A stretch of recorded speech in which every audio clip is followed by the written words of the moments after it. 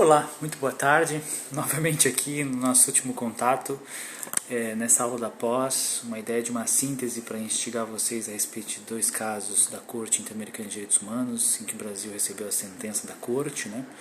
Um pouco o contexto da ideia da guerrilha do Araguaia e também o contexto, mas principalmente a ideia de contextualizar a sentença do caso Herzog, né? É interessante perceber porque no caso Herzog, que a gente tem uma violação sistemática do direito ao acesso à justiça na reparação dos casos, né?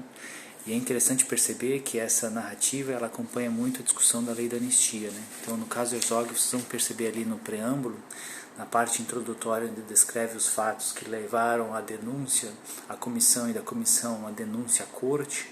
Nós vamos ver a sucessão de fatos que permitiram aquele exame de admissibilidade de ter esgotado no âmbito nacional a causa, né? Então é bem importante justificar isso, né? Porque dos fatos alegados e da morte abrupta dele, né? De ser preso, torturado, depois ter dito cometido suicídio, as investigações originais na época, em 75, mandaram arquivar o caso em virtude de terem chegado à conclusão de que fato foi suicídio. Por óbvio, naquele momento, em 75, não era mais possível apurar essas questões. O Ministério Público de São Paulo, no entanto, tentou em 92, mais uma vez, 92, o fato de que o Brasil ratificou ao exame da Corte Interamericana a análise dos julgados brasileiros. Então, a partir de 92, participamos e ratificamos o tratado. Isso veio em decreto legislativo e se submetemos a todos os parâmetros da Corte. Nesse sentido, o Ministério Público de São Paulo continuou as investigações. No entanto, ele foi barrado e foi arquivado novamente as investigações pelo uso da lei da anistia. Nós, no caso de Herzog, a família insistentemente tentando a ideia de justiça e de verdade, em 2007, novamente abriu investigação pelo Ministério Público para apurar os fatos. Novamente, em 2007, foi arquivado devido à lei da anistia e a possibilidade de não imputação de criminalidade aos agentes políticos da época, né? Aí nós tivemos um avanço, né? De 2007 nós partimos para 2012, onde novamente a família tenta, e nesse caso a tentativa já nos permite pelo menos a ideia da mudança da certidão de óbito de Herzog, né, de um caso de suicídio para a ideia de um sujeito que foi morto pela ditadura, morto pelo regime, e a inovação nesse sentido das investigações do Ministério Público, vocês vão constar na redação da sentença, permite a seguinte situação, né, porque paralelamente a ele, nós temos em 2010 a sentença da guerrilha do Araguaia, né. Inclusive, a outra indicação aqui que esqueci de dizer para vocês, existe o livro de um jornalista chamado Mata, o Major Curió e a Guerrilha do Araguaia, né? Um relato a respeito do jornalista que teve acesso aos documentos dados pelo Major Curió sobre os fatos da Guerrilha do Araguaia, sobre todos os eventos que ocorreram, né?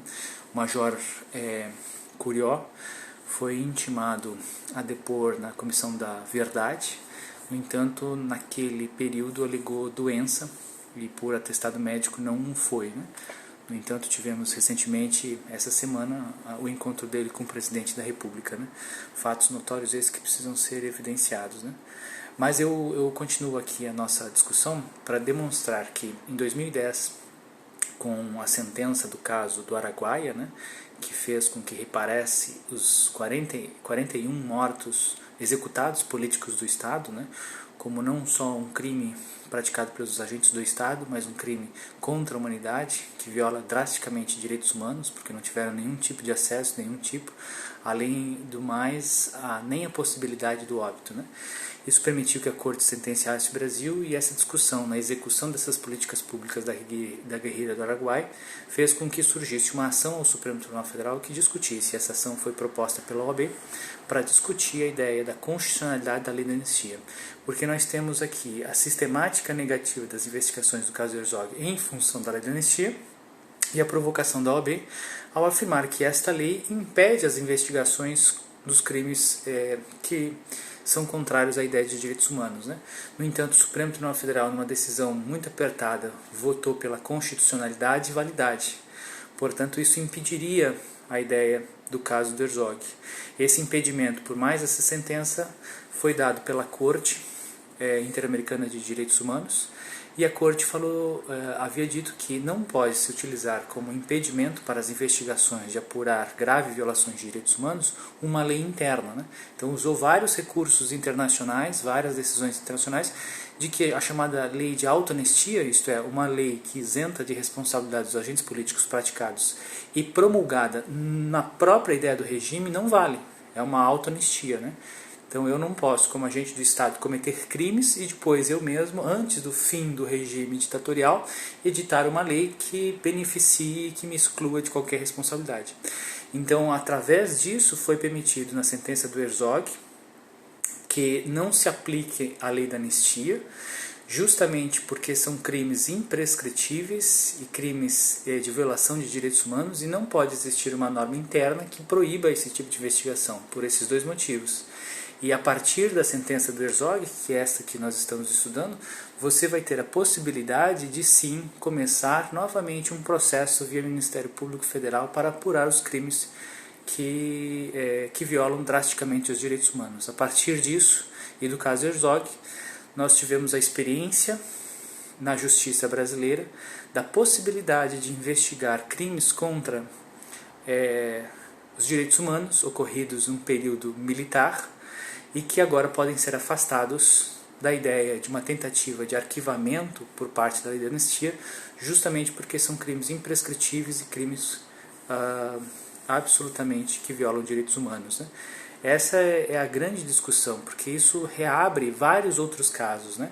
E aí é importante porque, como acadêmicos, né, nos permite estudos a respeito dessa realidade, e é emblemática porque vocês vão ver ali as discussões principalmente sobre a imprescriptibilidade de violações de direitos humanos e principalmente sobre a ideia da lei da anistia, né?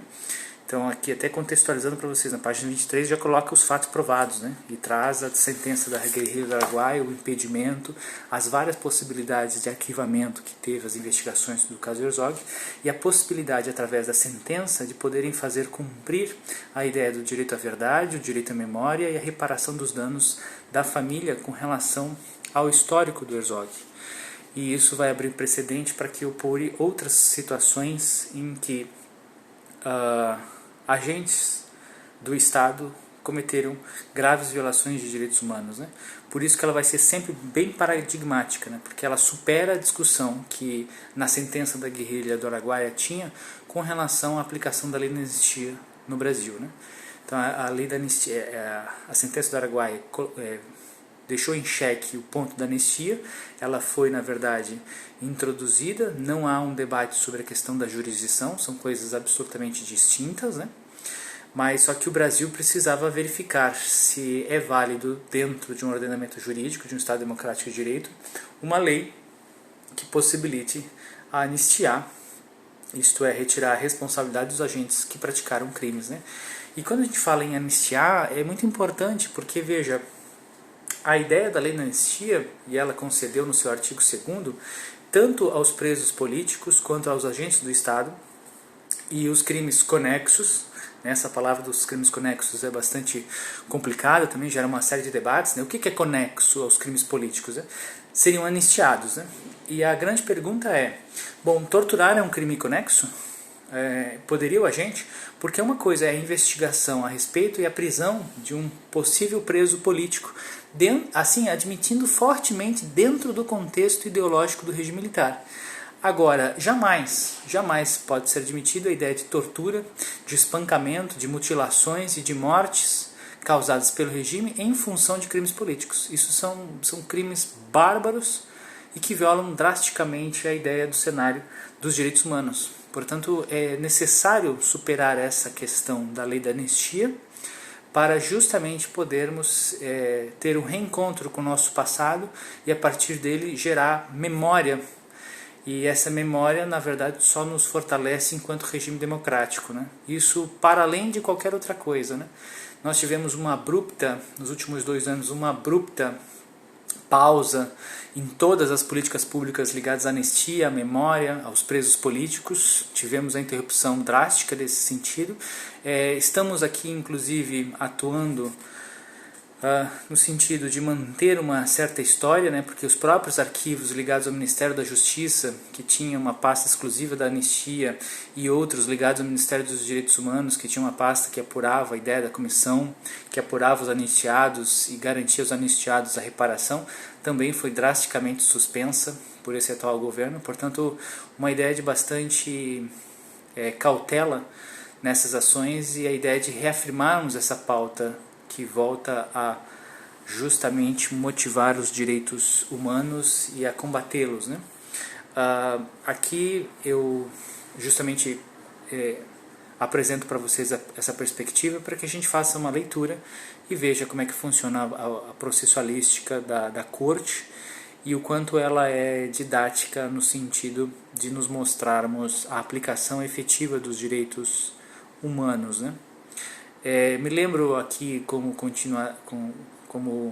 continuação da aula que pessoas ali questionaram a respeito da Comissão da Verdade, né? E é importante dizer, né, a Comissão da Verdade ela entra dentro do conjunto de práticas adotadas pelo Estado na chamada Justiça de Transição. Justiça de Transição é um movimento global, principalmente impulsionado pelos regimes, pelos sistemas interamericanos de proteção de direitos, né, no caso nosso, interamericano, em que, impulsionados também pela ONU, né, a ONU tem um departamento exclusivo para viver a justiça de transição, e é justamente a ideia de um diagnóstico a respeito das transições existentes, né, os processos e os critérios utilizados de um regime ditatorial para um regime democrático.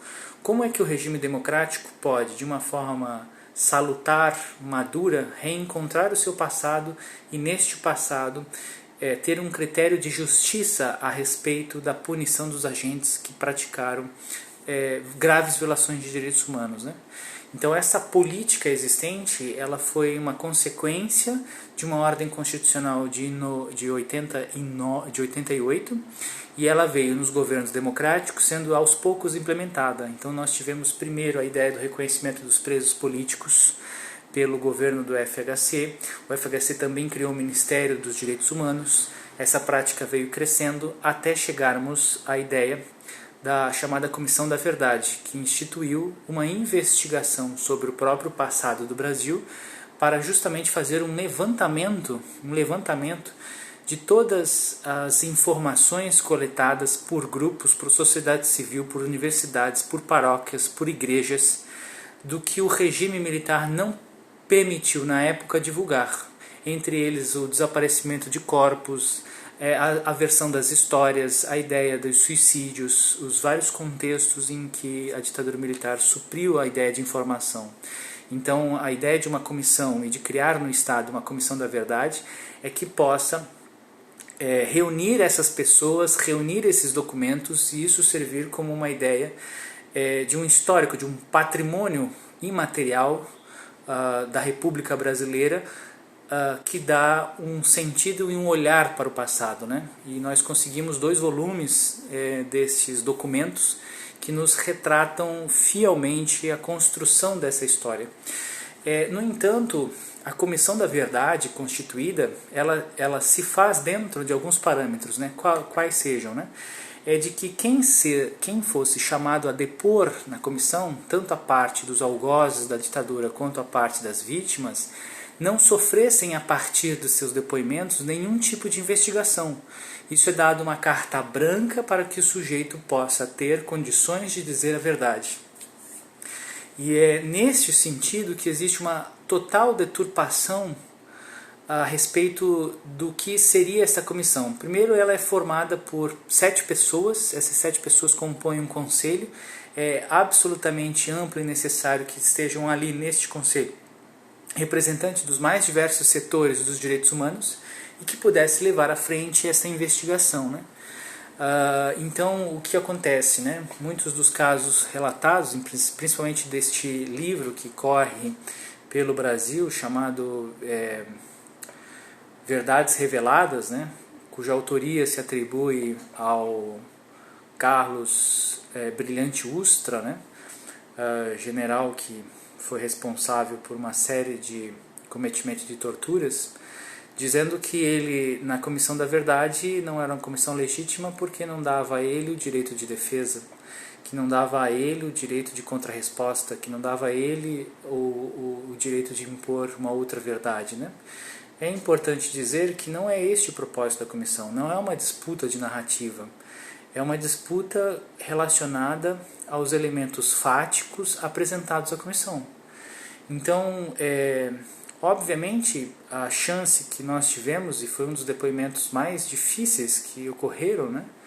Aqui num relato a história do hoje deputado, né, Ivan Vicente, né, que ao escutar a voz do Herzog, né, a voz do Carlos Brilhante Ustra, né, ele completamente no plenário urinou, porque era a voz realmente do torturador, né, que sistematicamente aplicava torturas a ele. Só a voz criava esse impacto psíquico dele, né, de um senhor já com uma certa idade, em que encontra a voz do Ustra lhe dá essa reação física, psíquica, né?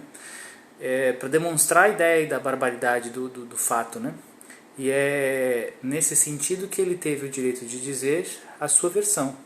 No entanto, essa versão não lhe imputaria a ideia de uma atitude criminal, por isso que é a ideia da busca da verdade. E o que alega as narrativas é justamente isso. Então não pode, diante de contundentes provas de tortura, de testemunhas que sobreviveram à tortura, de relatarem esses aspectos diante dele, de tentar verificar a finalidade, e ele ao mesmo tempo negar todos os fatos, né? E ao negar todos os fatos, ele achava que não estava sendo exercido o direito de defesa por parte dele. Mas não há defesa, há só uma comissão que apura as verdades através de fatos, através de relatos e através de testemunhas, né? Justamente como forma de marcar o passado. Infelizmente é isso que constituiu, mas conseguimos provar, e não só provar, mas efetuar 2 tipos de relatórios, né, em que permite essa investigação, né? E para vocês terem uma ideia, essa comissão e a lei que permite a criação da Comissão da Verdade permite em qualquer outra instituição pública, né?